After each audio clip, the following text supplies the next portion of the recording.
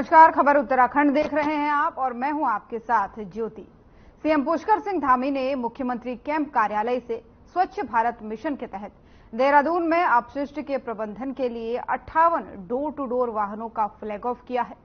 इस अवसर पर उन्होंने सेग्रीगेशन पर आधारित गीत का भी विमोचन किया और कहा कि इन वाहनों की मदद से नगर निगम को कचरे के प्रबंधन में सुविधा होगी। सीएम धामी ने इस दौरान कहा कि राज्य सरकार लगातार प्रदेश में स्वच्छता की दिशा में कार्य कर रही है और स्वच्छ और सुंदर दून के लिए सभी लोगों को प्रयास करने चाहिए।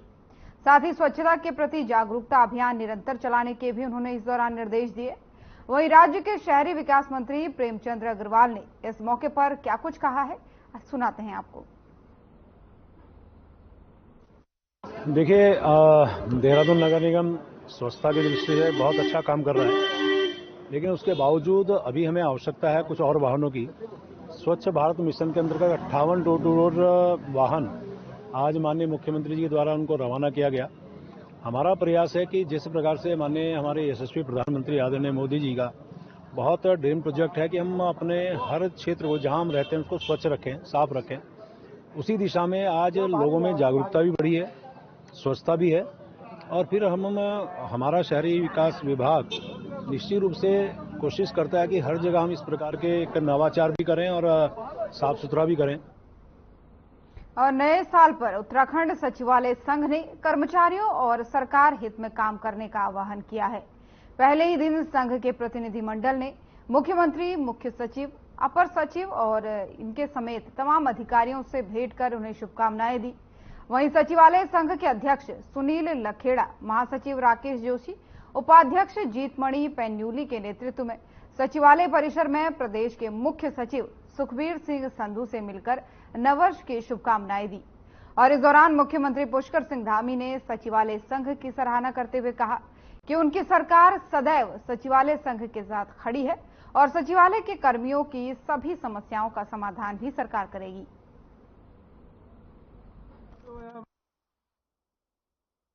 उससे पूर्व यहाँ के हमारे मुख्य सचिव महोदय द्वारा पूरे सचिवालय परिवार को एक मार्गदर्शन दिया गया था।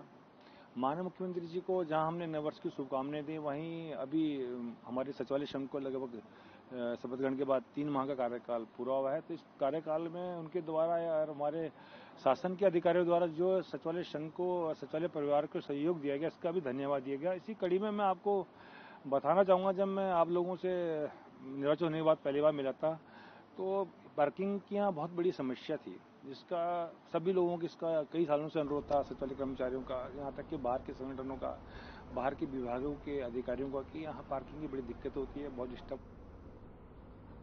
और अब खबर चमोली से है, जहां नारायणबगड़ के पास सड़क के नीचे एक दुर्घटनाग्रस्त जो कार है वो खाई में गिरी। इस कार में कार चालक का शव मिला, जिसे देखकर आसपास के लोगों ने पुलिस को बताया। वहीं घटना की जानकारी के बाद से तुरंत पुलिस मौके पर पहुंची और मौके से शव को कब्जे में लिया। आपको बता दें कि शव की शिनाख्त सुरेंद्र राम के नाम से हुई है, जो केवड़ तल्ला का रहने वाला बताया जा रहा है। वहीं जानकारी के मुताबिक युवक जो है वो 31 दिसंबर की शाम से लापता बताया जा रहा था और सूचना के बाद से पुलिस दुर्घटना के कारण और दुर्घटना के समय की जानकारी जुटाने में लगी है।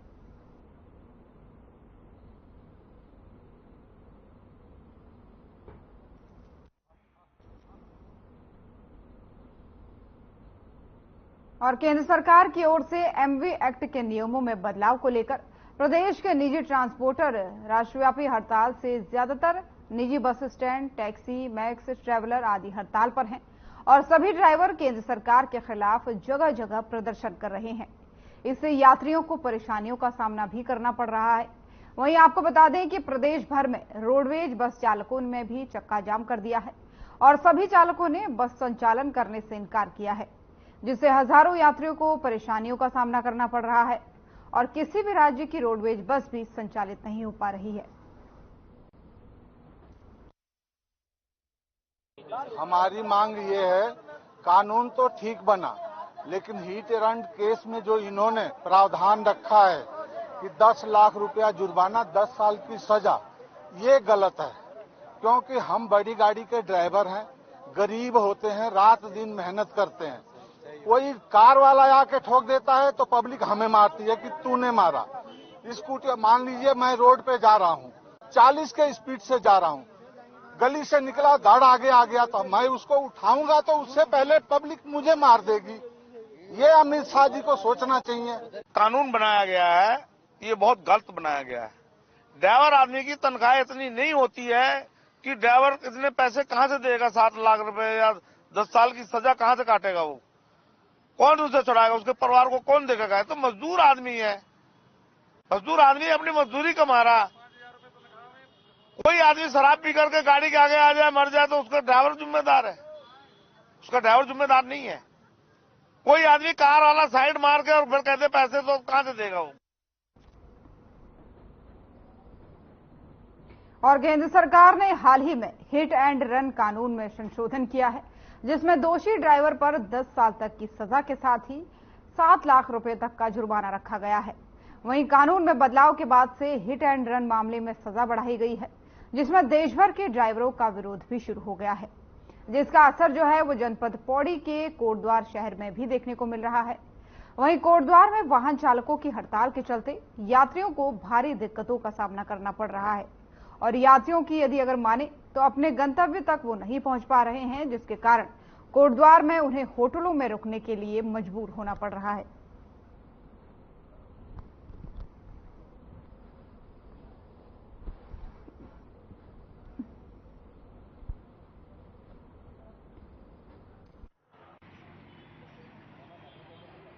गाड़ी के लिए सारे जनता खड़ा है, लेकिन ये सुविधा होना चाहिए जरूर।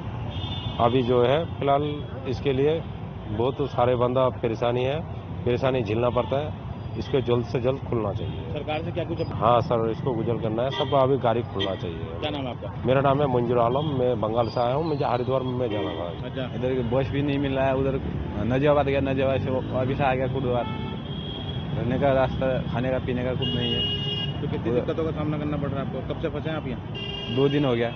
क्या कुछ अपील करना चाहेंगे सरकार से? कल आया था, क्या करना, उधर नेपाल में जाना था, पौड़ी से आया था। यहाँ से भी गाड़ी वालों को कोई नहीं, टेम्पो टूम्पो कुछ भी नहीं जाने दे रहे हो।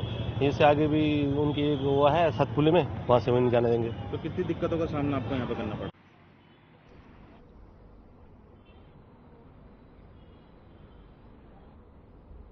और वहीं हिट एंड रन कानून के विरोध में वाहन चालकों का केंद्र सरकार के खिलाफ प्रदर्शन जारी है। इससे वाहनों का संचालन पूरी तरह से ठप हो गया है, जिसके कारण यात्रियों को काफी परेशानियों का सामना करना पड़ रहा है। आपको बता दें कि इस कानून के विरोध में मंगलवार को चंपावत, लोहाघाट और टनकपुर डिपो के रोडवेज चालकों के साथ साथ सभी टैक्सी चालकों ने केंद्र सरकार के खिलाफ नारेबाजी करते हुए प्रदर्शन किया और साथ ही काले कानून को वापस लेने की मांग करते हुए रोडवेज बसों और टैक्सियों का संचालन ठप कर दिया, जिस कारण चंपावत, लोहाघाट और टनकपुर से बाहर जाने वाले यात्री काफी परेशान नजर आए। वहीं वाहन चालकों की हड़ताल के कारण मंगलवार को एक भी रोडवेज बस और टैक्सी का संचालन नहीं हो पाया। तो वहीं टैक्सी वाहन चालकों ने कहा कि केंद्र सरकार मनमानी पर उतर आई है, जो इस प्रकार के काले कानून बनाकर वाहन चालकों का उत्पीड़न कर रही है।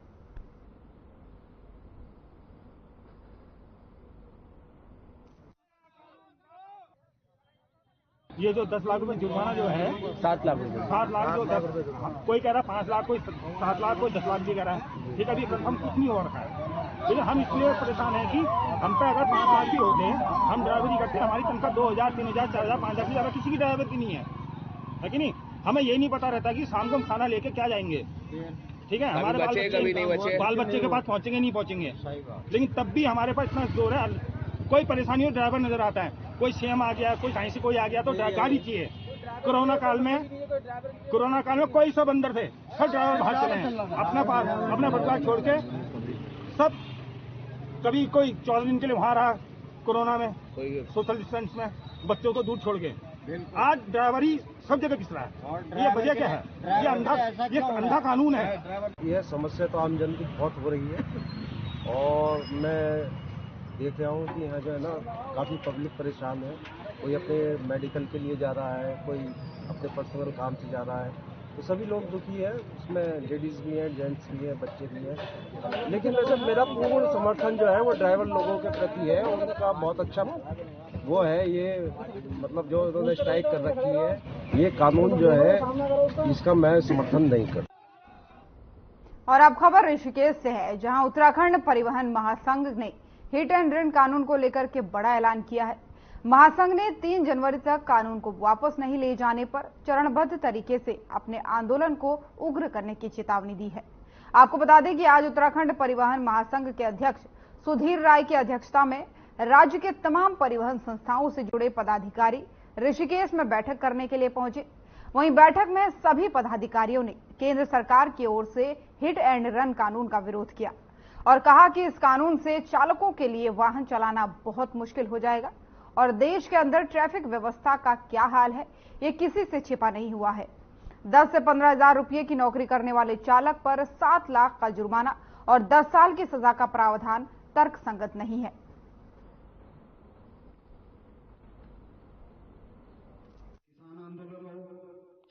माननीय हमारे गृह मंत्री है अमित शाह जी, उन्होंने संसद में जो विधेयक पेश किया था और उस पर हालांकि चर्चा नहीं हो पाई, लेकिन उनके द्वारा विधेयक पेश किया था और पढ़कर सुनाया। इसमें सुरक्षा अधिनियम को लेकर, जिसमें जो आईपीसी वाला था, जिसको इंडियन पेनल कोड के नाम से भी जानते थे, उसका संशोधन किया गया और उस संशोधन में उन्होंने एक विधेयक ये भी लाया है कि जितने भी चालक है, चाहे वो टैक्सी चाहे वो कॉमर्शियल हो।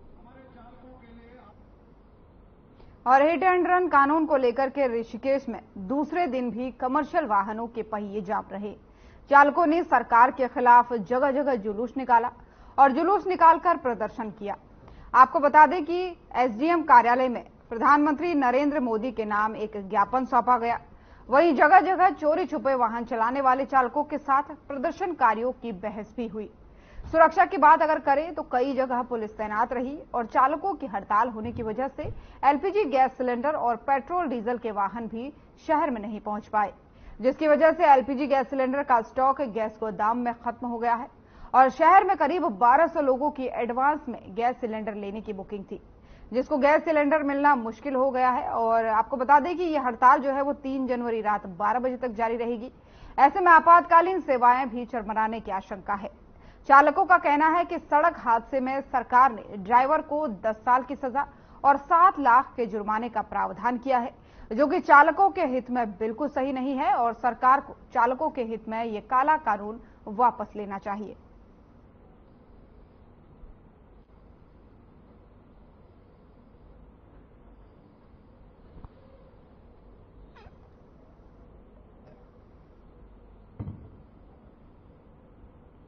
और चंपावत में एक युवक ट्रांसफार्मर पर चढ़ गया, जिसके कारण उसे जोरदार करंट लग गया और युवक नीचे जमीन पर गिर गया, जिस कारण युवक के सर में काफी चोटें आई हैं और वहां मौजूद कुछ लोगों ने युवक के परिजनों को सूचित किया, जिसके बाद से परिजनों ने युवक को उप जिला चिकित्सालय टनकपुर में भर्ती कराया, जहां डॉक्टरों ने युवक का प्राथमिक उपचार किया और उसके बाद से युवक को हायर सेंटर रेफर कर दिया। आपको बता दें कि फिलहाल जो है युवक का इलाज प्राथमिक इलाज कराया गया, जिसके बाद से युवक को अपनी जान को खतरे में डालने के कारण अभी उसका पता नहीं चला है कि कारण क्या रहा, लेकिन फिलहाल जो है युवक का प्राथमिक उपचार कर दिया गया है। तो चंपावत से आपको खबर बता रहे हैं, जहां पर एक युवक जो है वो ट्रांसफार्मर पर चढ़ा, जिसके बाद से उसे करंट लग गया। करंट लगने के बाद से उसे कुछ चोटें उसके सर में आई, जिसके बाद से पुलिस को भी अवगत कराया गया, उसके परिजनों को बुलाया गया। हालांकि अभी कारण सामने नहीं आया है कि युवक ने ऐसा क्यों किया। फिलहाल जो है युवक सही सलामत है और उसके परिजनों को सौंप दिया गया है।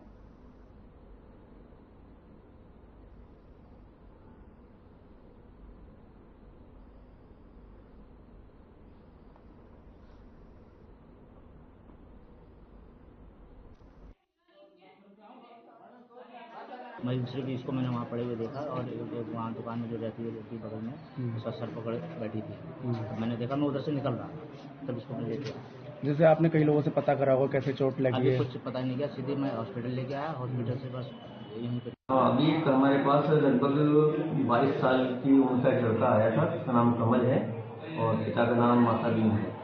उसको करंट लगने से चोट लगी है, जो ऊपर ट्रांसफार्मर पे चढ़ा था, इससे ऊंचाई से नीचे गिरा है, सर के पीछे हिस्से में चोट आई है। कान में जो है नाक से भी खून आया है थोड़ा इसको और पेशेंट थोड़ा सा अल्टर्ड है, तो इस वजह से हमने प्राइमरी उपचार के बाद इनको आगे सिटी स्कैन कराने के लिए सलाह दी है, जिससे कि उपचार इसका आगे किया जा सके।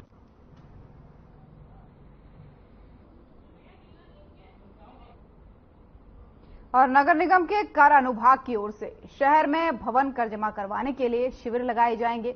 कर अधीक्षक धर्मेश पैन्यूली ने बताया कि पहले चरण में शहर के 13 स्थान में शिविर लगाने के लिए जिम्मेदारियां दे दी गई हैं और ये शिविर 4 जनवरी से शुरू होकर 22 जनवरी तक आयोजित होंगे। शिविर में भवन करदाता अपना भवन कर कैश चेक और POS मशीन के माध्यम से भी जमा कर सकते हैं। वहीं शहर में भवन कर शिविरों के आयोजित होने पर शहर के भवन करदाता, विशेष तौर पर आपको बता दें, सीनियर सिटीजन को अपना भवन कर जमा करने में सुविधा होगी।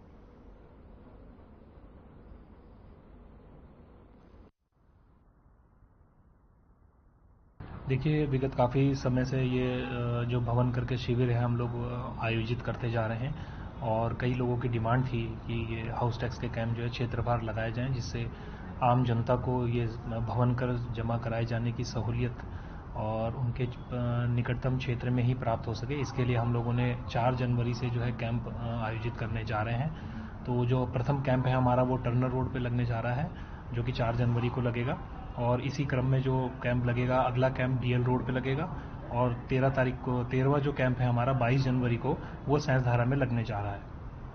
अच्छा, तो बिल्कुल जो भवन कर जमा कराए जाने की जो सुविधा हम लोग कैंपों में देने जा रहे हैं उसमें कैश तो जमा होगा ही होगा, साथ ही चेक से जमा कराए जाने की और आप POS मशीन के माध्यम से भी कैशलेस ट्रांजैक्शन मोड में भी अपना भवन कर जमा करा सकते हैं।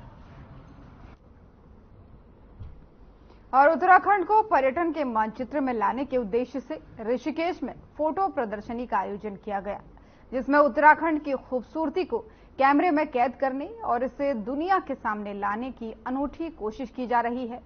वहीं एक उत्तराखंड की प्राचीन विरासत और धरोहर अभी भी दुनिया की नजर से दूर है। अंतर्राष्ट्रीय टाइम्स मैगजीन की माने अगर तो फोटो जर्नलिस्ट और फोटोग्राफर राकेश सहाय की याद में एक फोटो एग्जीबिशन का आयोजन ऋषिकेश के त्रिवेणी संगम पर किया गया, जिसका शुभारंभ महिला आयोग के अध्यक्ष कुसुम कंडवाल और TDC के निदेशक कार्मिक शैलेंद्र ने किया। लोकल लिए हमारे जितने भी इनिशिएटिव्स होते हैं सोशियो इकोनॉमिक, खासकर जो हमारे लोकल पॉपुलेशन को जो इफेक्ट करते हैं, जो उत्तराखंड करते हैं, वो हमारे सबसे महत्वपूर्ण है। क्योंकि जिस एरिया के अंदर हम काम कर रहे हैं, जहां हम उपस्थित हैं, हम उनके साथ चलकर उसकी प्रगति में रहेंगे, वही हमारी सबसे बड़ी उन्नति और तरक्की वही है। वो सिर्फ फाइनेंशियल नहीं है, वो हमारी ओवरऑल सोशियो इकोनॉमिक एनवायरनमेंट की पूरी उसी के साथ है। आज ये एग्जीबिशन लगी है, ये बहुत ही सुंदर उत्तराखंड की ओर से लगी है, लेकिन मैं देख रही हूँ इसमें पूरी दुनिया के फोटोग्राफ्स इसमें शामिल है और बहुत ही अच्छे तरह से ये फोटोग्राफ्स बनाए। मैं बहुत बहुत शुभकामनाएं देती हूँ पूरी टीम को कि जिन्होंने ये एग्जीबिशन लगाई है। समय समय पर इस प्रकार की एग्जीबिशन लगनी चाहिए, सबको वास्तव में पूरी दुनिया एक साथ हो, सारी सबकी पेंटिंग्स एक साथ आ रही, बहुत अच्छी पेंटिंग्स यहाँ पे बनी हुई है। बहुत बहुत शुभकामनाएं हैं। और गदरपुर में साल के पहले दिन गुलरभोज डैम में हजारों की भीड़ हुई। आपको बता दें कि साल के पहले और दूसरे दिन लोगों ने गुलरभोज पर्यटक स्थल पर लुत्फ उठाया और हजारों की संख्या में यहां पर भीड़ इकट्ठा रही। वहीं भीड़ इतनी थी कि कई सड़कों पर घंटों तक जाम लगा रहा। हालांकि बाहर से आए पर्यटकों के लिए उचित गाड़ी पार्किंग की व्यवस्था नहीं हो पाई, लेकिन फिर भी लोगों ने पर्यटन स्थल गुलरभोज में बोटिंग और स्विमिंग का आनंद भी लिया। दूर दराज से आए लोगों ने कैंपिंग भी यहां पर की। साथ ही आपको बता दें कि जगह जगह कैंप लगाकर अलाव जलाकर गोल घेरे में नृत्य का भी लोगों ने आनंद उठाया। वहीं आपको बता दें कि उत्तराखंड के मुख्यमंत्री ने गुलरभोज को पर्यटक स्थल घोषित किया था, जिसके बाद से पर्यटकों और स्थानीय लोगों की भीड़ जो है हमेशा ही यहां पर लगी रहती है, जिससे स्थानीय लोगों को काफी रोजगार भी मिल रहा है।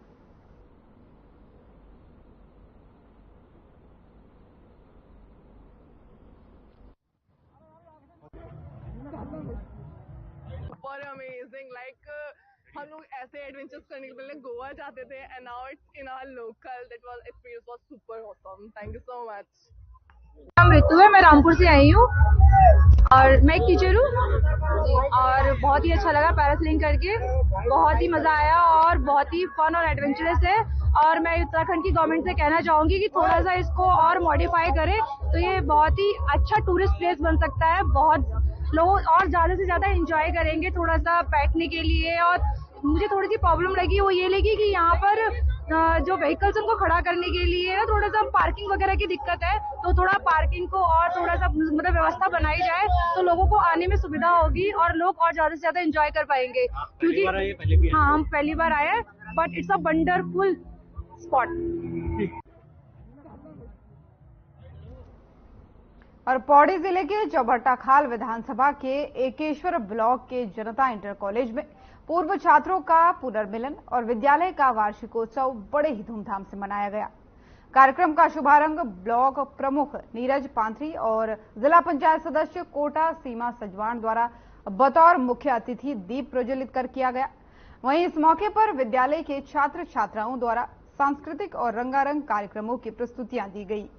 इस अवसर पर विद्यालय के पुरातन छात्रों, सेवानिवृत्त अध्यापकों के साथ विद्यालय की भूमि दान करने वाले लोगों और उनके परिजनों को भी सम्मानित किया गया। साथ ही कार्यक्रम की अध्यक्षता महिपाल सिंह रावत द्वारा की गई।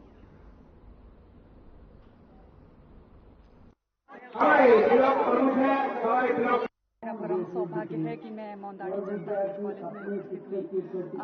बच्चों का कार्यक्रम था, एनुअल डे था, तो उन्होंने इनवाइट किया था मुझे और बहुत अच्छा लगा। मुझे लग रहा है जो पूर्व में छात्र यहाँ से पास आउट हुए हैं 1964 के, वो भी यहाँ पे उपस्थित थे। गुरुजन जो कि रिटायर हो गए हैं वो भी यहाँ पे उपस्थित थे और बच्चों ने बहुत सुंदर रंगारंग प्रस्तुतियाँ जो दी हैं, बहुत सुंदर, बहुत अच्छा। मैं देख रही थी तो उन्होंने मुझे जो पुष्प गुच्छ जो दिया था वो हाथ से बना हुआ था, बहुत अच्छा लगा, बहुत सुंदर। कहीं ना कहीं प्रधानाचार्य परवीन सिंह, जनता इंटर कॉलेज मौंदाड़ी, कि आप इस ग्रामीण क्षेत्र में आए।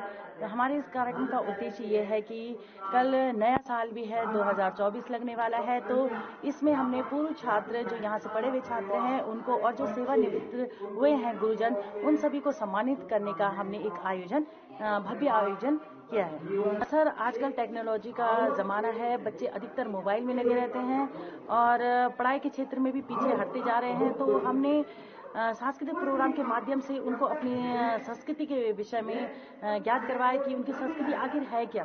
मैं भगवान भाई आपको बधाई देता हूं कि आप पौड़ी से चल करके विकास खंड केश्वर के दूरस्थ क्षेत्र मौंदाड़ी में आए, तो मैं आपका विकास खंड केश्वर की तरफ से स्वागत करता हूं।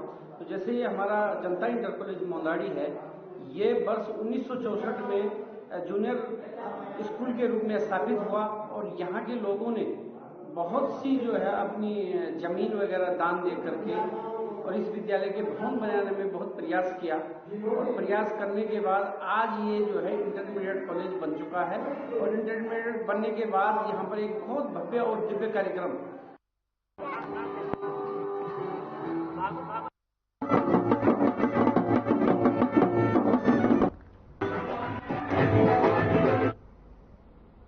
खबर उत्तराखंड देख रहे थे आप। उत्तराखंड की खबरों में फिलहाल इतना ही। नमस्कार।